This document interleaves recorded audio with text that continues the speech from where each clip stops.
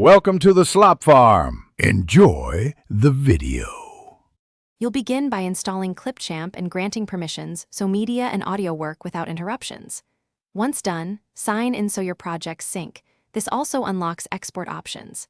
Next, tap New Project and pick the aspect ratio that matches your platform, 16:9 for YouTube, 9:16 for Reels. Then import video, photos, or audio from Photos or Files.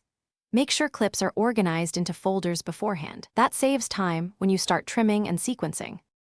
Now you'll refine the footage by dragging clips to the timeline and trimming the edges for pacing, split where cuts belong.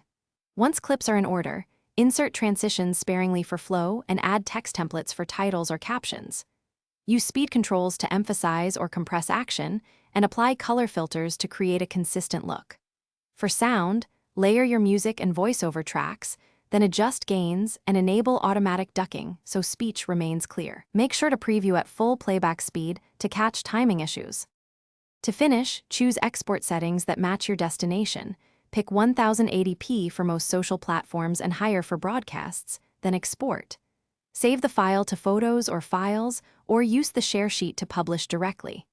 If exports stall, make sure your iPhone has enough free storage and a stable network if uploading. Background app refresh and recent updates matter too. Finally, if performance lags, close other apps and restart Clipchamp before retrying.